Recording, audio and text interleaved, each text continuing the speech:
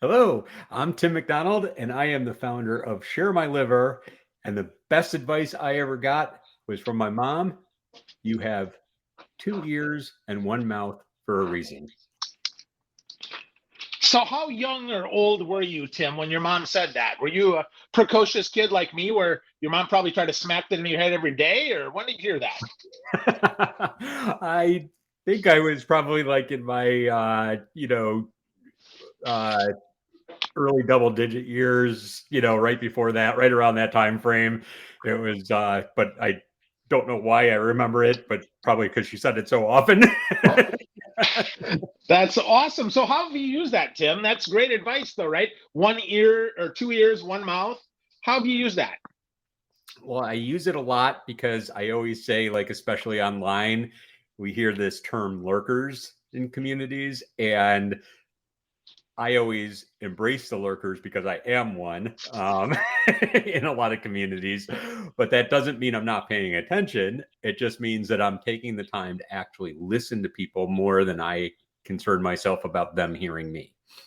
So that's interesting. So let's break that down because I think that will help kind of set some stage here. So first, lurkers are still listening. I think that's a great point. So talk to me, like define lurker for those who are not as online experienced as you and me, buddy. Well, I always easily define it as somebody that you can't easily identify being part of your community or following. So it's like they don't hit the like button, they don't comment on your post, they don't share post and tag you, but you have no way of knowing if they actually saw what you posted and what they're doing with it. Okay, so that makes sense, right? So not only are they lurkers, in many cases they might be very passive, but they're still participating, right, by listening. And I think that's important, right? Exactly. And that's why I just had a conversation last week about we were debating with different community managers about whether we should leave lurkers in a community, leave them alone, whether we should try and re-engage them, or we should just kick them out. That's And interesting. So what did you decide? well, I was on the side of try and engage them, but engage them without being pushy and without doing it obnoxiously. It's all about like letting them have their time and space, but creating opportunities where you can try and get them more engaged. Hmm. Okay, I like that. So that certainly is possible, right? So now Facebook offers the at everyone tag. Is that obnoxious? I mean, it's only once a week, right? Is that obnoxious or is that okay? Oh God, when I first saw that feature come out on Facebook, it annoyed the crap out of me because everybody was using it too obsessively. Um, I think a lot of groups have gotten better on it, but some groups have lost me because they were using it every day or multiple times a day. Now I only see it in the groups that I am still participating in, used maybe once a week, which Yeah. is Well, in my mind that's fine. It's let's. like if it's important, they want everybody to see it, and I get that. But if it's like just saying it because your every post that you put up, you want somebody to see, that is obnoxious. Good. No, that and I think that is a good point, right? We're not using it solely to promote here. We're hopefully trying to advance the group's agenda, right? The group's mission, right? Exactly. If it's something that you think pertains to everybody in the group that would get value out of it or see something that they should be aware of, that is key to it. So that's why I don't mind it in the groups that I still belong to because they're using it very intentionally instead of just because it's a feature there that's available. Yeah, well, and you're intentional too, and I think this is an important thing to remind folks of, right? Like you've opted in. If you don't want in and you don't want to just listen and you don't want to participate, that's okay. Like it's okay to remove yourself from a group. Don't just I would argue, like don't complain about the at everyone tag. Don't complain about that. Just leave. Like it's not an airport, right? You don't have to announce your departure. Just get out of the group and that's okay, right? That's exactly what I did. I didn't call anybody out. I didn't, complain about anything. I just took my place and left. Yeah, there we go, right? And I think that's helpful, right? I mean, on emails, we have an unsubscribe. On Mhm. Facebook, we can leave a group. We can do that on LinkedIn. Um, I haven't seen a way to, I guess, mass tag people on Twitter yet, but I imagine that'll come. Instagram, probably the same. I mean, I guess I've got close friends on Instagram. Is that what is that how we do that, Tim? Because you're way more of an expert at this than me. I don't know if you can do it on LinkedIn. Like, I don't think any other platform other than Facebook really has it now, and a couple community platforms have it, but not like, the major social networks. I don't think have the at everyone type of thing, or at here. I've seen Mhm. some community platforms, but it's just about like, just hopefully they don't, because I think too many people will not see the intention on it and just use it because it's there. And that's what most platforms do, is they try and get us to use the tools and the features that they put out. And they're not supposed to be for everybody. They're only supposed to be for certain people in certain situations. Right. Absolutely. Good reminder there. So Tim, your background is in community management. And that's how you and I became friends, gosh, 15 years ago, right? In Chicago. When you're there, you moved to New York. Now you're in Tampa. And of course, as soon as you moved there, I had to leave. So just like I did Wisconsin, right? So funny enough, right? And I say that kind of tongue in cheek, but kind of sad. Like, dude, like we've been so close and yet so far. I am grateful for the times that we get. We have to choose to be intentional as well, right? To get together in person. But let's talk about community management, because I think in many cases it gets a bad rap as somebody who spams crap out there and just posts social media. So what is community management really, Tim? Well, first, I think we need to define what community is before we can talk about community management. So, the easiest way for me to describe it to most people is it's not interchangeable with audience. Most platforms, you have an audience. You are broadcasting out, and anybody almost in most platforms can see it, or people who have selected or you've selected to see it can see it. Everybody.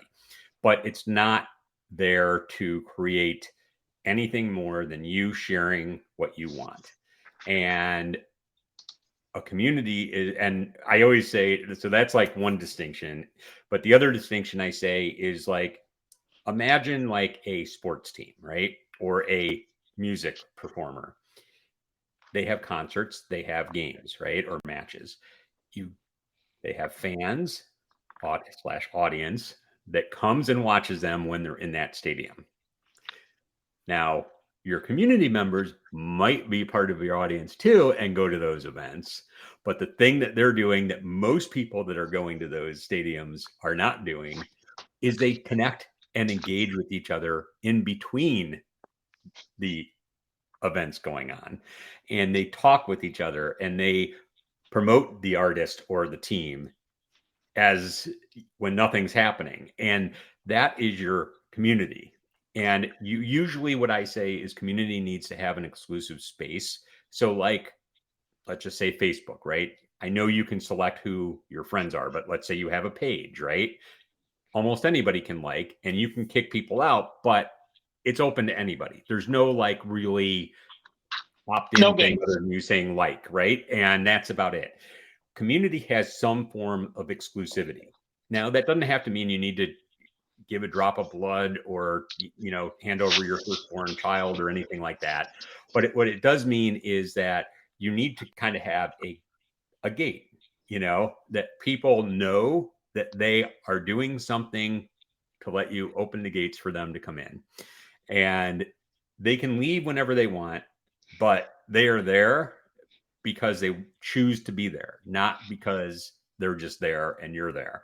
So that is like a community to me. And I think the easiest way to kind of define this in most context is that people come together over a shared purpose and create a shared impact.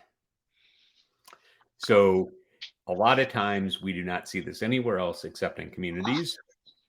Most companies do this, right? You bring your employees together. Not everybody's there over a shared purpose, other than maybe getting a paycheck.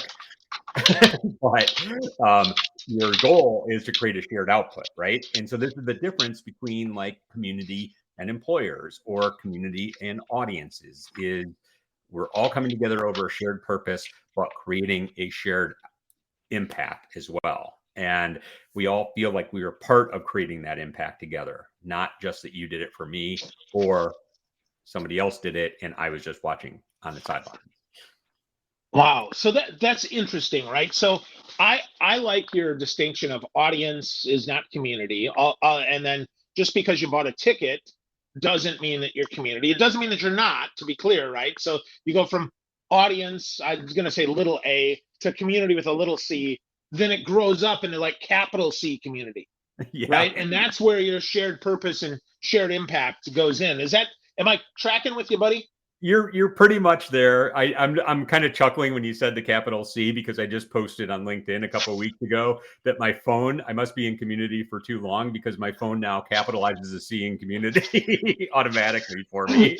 Oh, that's funny. That's so funny, man. And that's so true though, because I would say when I think of Tim McDonald, the word I think of is community all the time, right? Like I know you have a tattoo on your arm, right? And we'll talk about that in a minute here. But I would say, if you're going to get a tattoo on your chest, it would be community with a big capital C, right? Or maybe I just have like the Superman logo with the C instead with of a C. All right. Well, don't tell your wife that I told you to get that, but go for it. I support you. All right.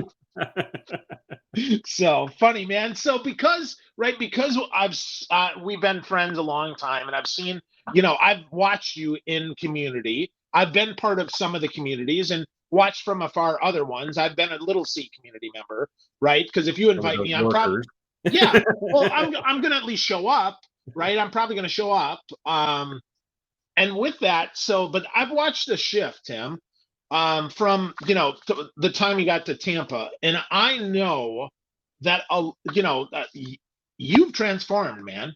Like you've become quite different than the Tim that I knew 15 years ago. Like, not that you weren't about community then, but I think you were like capital B community, like business community. And now you're really the capital C, like purpose and impact. So what shifted that for you, man? What shifted for you to change that? That's a great question. I really think back then it was all about, because it was also new, that I was just absorbing what I was taking in from others. As I've grown and become more experienced, I've started to look within instead of externally. And when I start looking within, I start realizing what matters to me, what is healthy for me as an individual. And what I found was that I am really passionate, not about making money. Not that money's a bad thing. I'm not against money, don't get me wrong. But that impact is greater, and I wish was a currency that we could spend, because I would just do that all the time. Yeah, right. Wouldn't that be great? And I wish that were true too. So that really is the shift then, kind of from me to we, right? We focus on, okay, I was kind of, consuming, and now you're connecting. And I think that's a big shift for you there. Connecting with impact as opposed to, connecting with income, right? Yeah, well, to sum it up, yes. And I know back in those days, I really didn't. I might have looked like I had money. I had nothing. I remember one trip down, because I lived in the suburbs of Chicago, one trip down to the city, I had enough money to go one way on the train. And, luck just would have it. The conductor didn't ask for my ticket on the way down, so I didn't have to ask anybody for money to get home. That's how little money I had back then. But now I'm not saying I'm rolling in dough, but I am definitely in a lot better position than I was back then, which maybe allows me to really have that focus. But back then I wasn't focused just on making money so I could have it. It was basically making money as a necessity to be able to survive and do the things that I wanted to do. Where now it's like, it's really about like, I can be intentional about who I work with, what causes I'm involved with, because they need to align with who I am as a person and what impacts me personally. And this is what I found. It's like, just, I was always latching on to other people's causes and supporting them. But you know what? It's kind of like, and it's just, when we talked about share my liver, and I'm sure we're going to go into this, but, it was just like when I was diagnosed with cancer, right? Like before that, yes, I did. Like, I know when I was in Chicago, I did a walk, for, cancer or something like that, around the park, and put a team together and did all that. But it didn't have any meaning to me.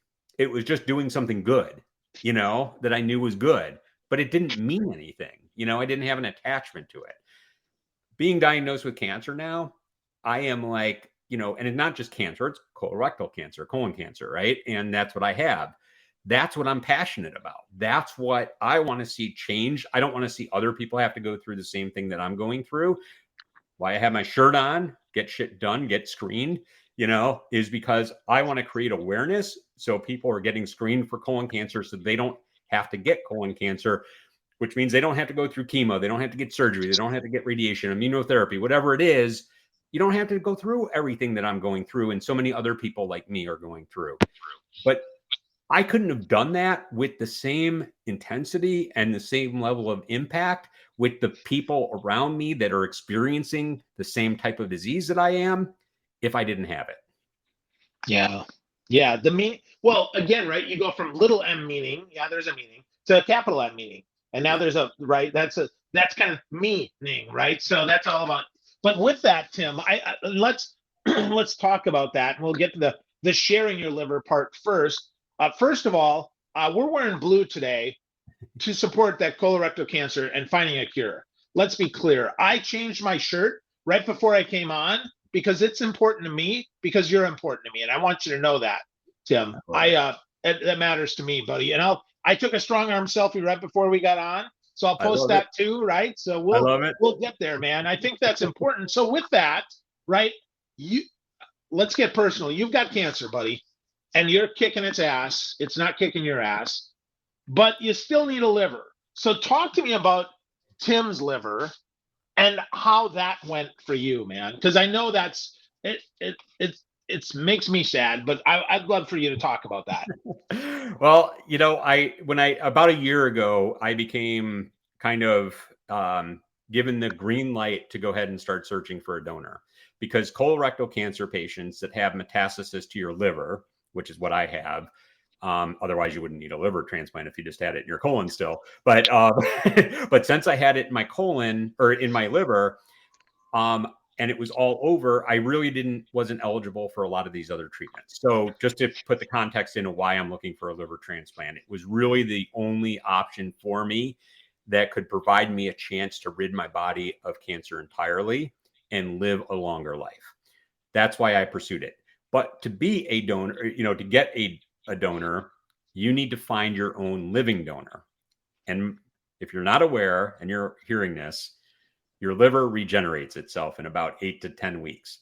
So you can donate up to 75% of your liver and it will regrow in that time frame. Most people aren't aware of that, but it's an amazing organ in your body. In addition to everything else it does, it actually will regenerate itself. So after I had my meeting and I was given the green light to search for my own donor, I put up a website because I know it's like, you can put posters up, you can share stuff on social media, people can, call the number, but really you have no way of tracking that. And so I wanted to have a way to track it at least a little bit and say, well, let me create a website so that I can track the analytics on it, see who's visiting, see who maybe clicked on certain areas, see what's working, what's not working. And so we created this timsliver.com. And it was real easy to remember because it's simple, 2 words, and short, and to the point, relevant. So I started sharing that, and, I got some people calling and I had a good flow of calls in. I would share that on social media. I have a sign on the back of my car that says that. But really for those first 6 months, I wasn't seeing a whole lot of realistic opportunities for potential donors coming through the hospital.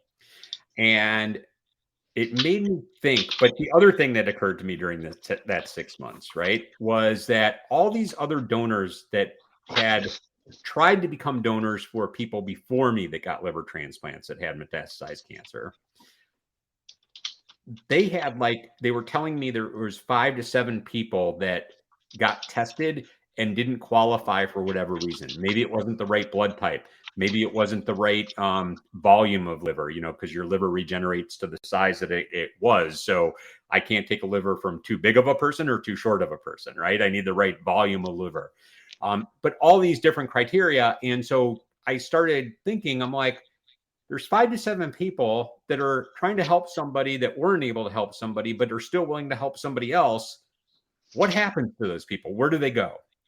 And it just dawned on me that maybe I should create a site where we could pool these potential donors together, make more people aware of the importance of becoming a living liver donor, and help the patients like me that are coming after me connect them with potential donors so they don't have to do all the work on their own. And so I created this site called Share My Liver. And that site was really not focused around me. It was just focused around anybody that had metastasized colorectal cancer that was pursuing a liver transplant, and anybody that was interested in being a donor to help any of those people. This amazing thing happened when I started doing that. Was I got more people sharing it, more people visiting the site, and more people calling to be my donor than when I was asking for myself. I wasn't asking at all for myself. And the funny thing about this, Phil, is my wife, some very good friends of mine, all thought I was crazy, absolutely insane, that I would try and help other people before I had a donor myself. And what I just said to them was, I hear you, but I cannot tell you the feeling that I have inside when I have a potential donor come through that I can connect with a recipient. That just brings so much joy to me and brings a smile to my face. And it fuels me to keep going. That they're saying it's unhealthy for me, but they're not living in my body. I know it's healthy for me. That was healthy for me. Helping others in a similar situation to me, help connect them with potential donors. That was what I was all about. But at the same time, after they said that, I started realizing that more people were calling for me and wanting to help me. And the best part of this story is going to be when I actually get the donor, I actually get the transplant, and when I can sit here maybe a year from now and say, I helped 3 other people get living donors from this. I mean, that's my whole goal of this, is not to turn it in. I mean, my hope is that we don't have to deal with a lot of liver transplants for metastasized cancer patients, because more people will get screened and they'll prevent getting colon cancer. So we won't have to go to those treatment stages of chemotherapy, radiation, immunotherapy, surgeries, or transplants. That's my hope. I hope that I created this and we won't need it in 5 years. The reality is we probably will. And it's probably going to become increasingly more, because it's one of these kind of experimental things in the US right now. It was piloted over in Norway, I think about 8 years ago. And so they have about 8 years history. We've been doing it here in the US for almost 5 years now. And they just did a most recent report that just came out this year that looks at our history in the US up through like the end of summer of last year. And the results are very promising. And the whole thing, and I'm very close with my surgeon who would be doing the transplant surgery. And one of the things that he's a big advocate of is that a liver transplant shouldn't be looked at as a last line of defense for a metastasized colorectal cancer patient. It should be looked at as a treatment option early on in the disease. And that's what I am looking forward to working with him to try and make that possible. That's another reason why I want to get a liver transplant, is to be part of the research that goes into showing that this is a viable treatment option. Awesome. Awesome. So, friends, if you're listening, right, if you want to be a living liver donor, find someone to share your liver with, you can go to sharemyliver.com and check that out, right? But as Tim said, get screened, right? Get shit done, get screened. Don't wait until this is too late for you. You can get screened now. So let's well, and I will just say it's not a matter just of getting screened, but the age now, you can get screened if you're 45 or older, or if you have a family history. And if you don't know your family history, this is why it's important to ask. And I know for people who are adopted, it might get a little bit tricky into knowing that, but have those uncomfortable conversations with your family so that you can find out what your history is. Because if you have a history of colorectal cancer, you want to get screened 10 years before their diagnosis date. So if your grandfather was diagnosed with colon cancer at 45, you want to get screened at 35.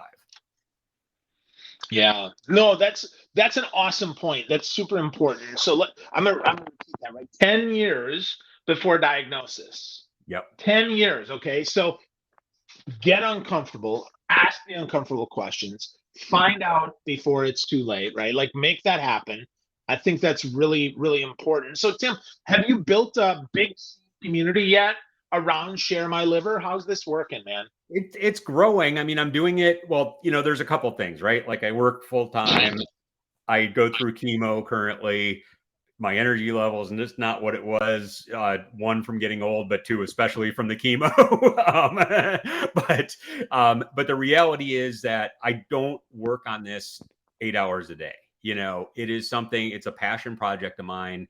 And some days I work like 4 hours on it, and sometimes I don't work at all on it. And so the one thing that I would say is that I don't feel like I've grown a true community with the big C around it yet.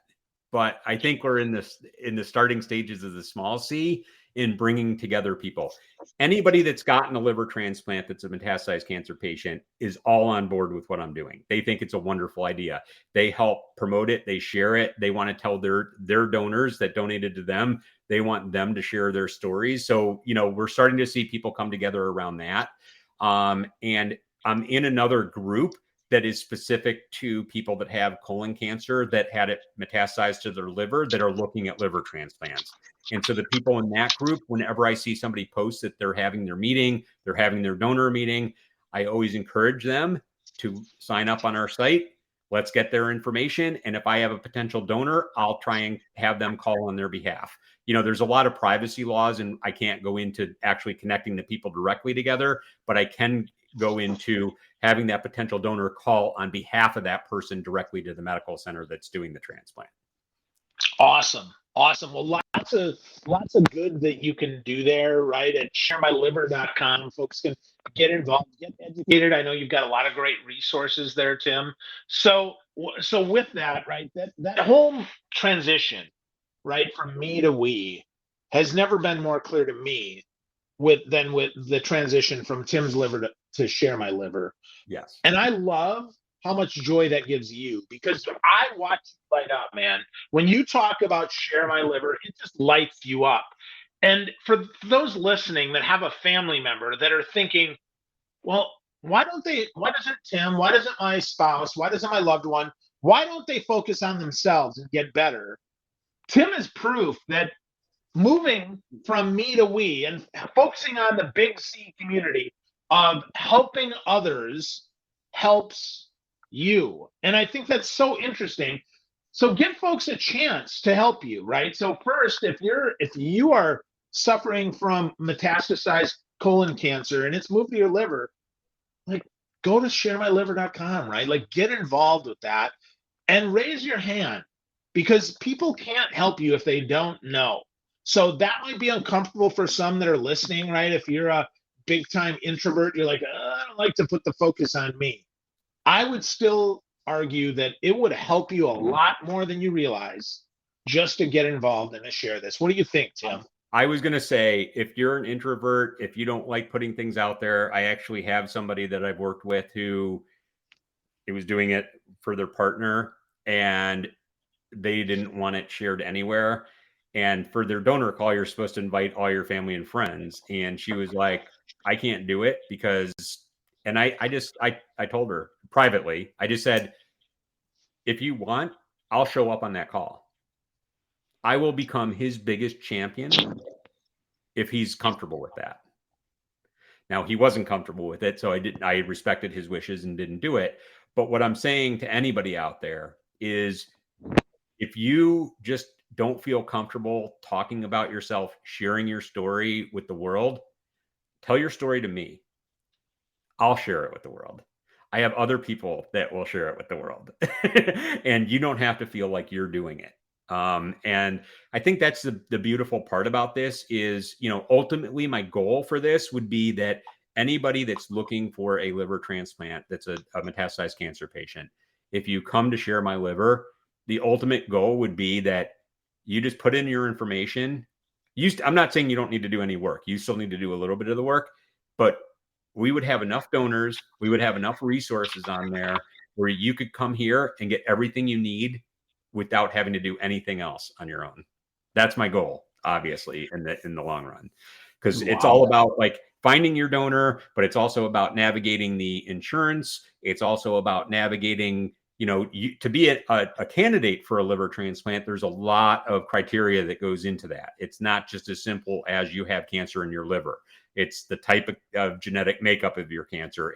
Has the cancer been removed from everywhere else in your body?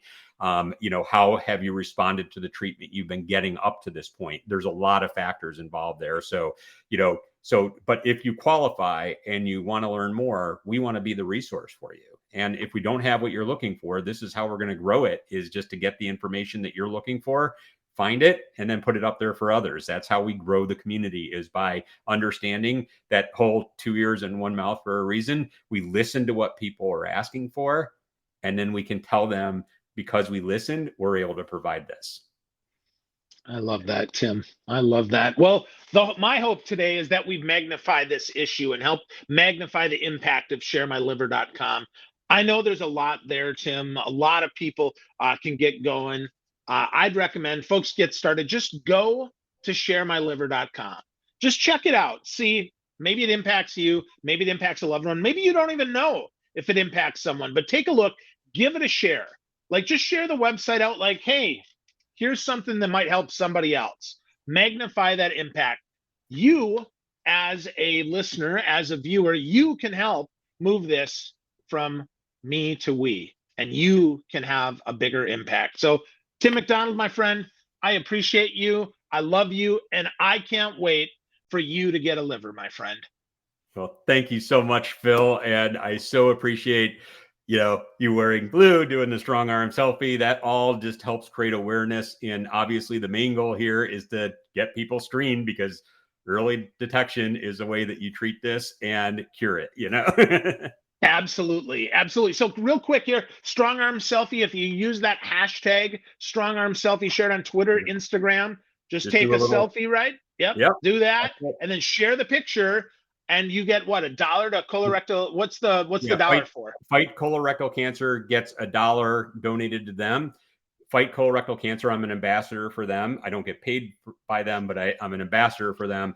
And what they do is they provide advocacy, research funding, and education and support for patients. So that dollar goes to their efforts, and it really helps out. I mean, the Cologuard Classic is going on right now out in Tucson, Arizona. And it just amazing. This morning, I wasn't able to go because I had some stuff happening locally, advocacy work that I was doing locally. But, to see the Today Show out there with Dylan Dreyer and, all these people, Katie Couric was out there, last night at the event that they had. It's just amazing to see the support that we're starting to get on a national level to bring awareness to this, because colorectal cancer is the second leading cause of death of cancers. So it's really important that people, but it is also the only one that I think is very treatable if you catch it early enough. And if you wait for symptoms, it's probably too late.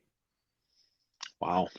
Great stuff there, Tim. So real quick, sharemyliver.com is the website you want to go to. You want to help this, share that website. Don't forget about timsliver.com.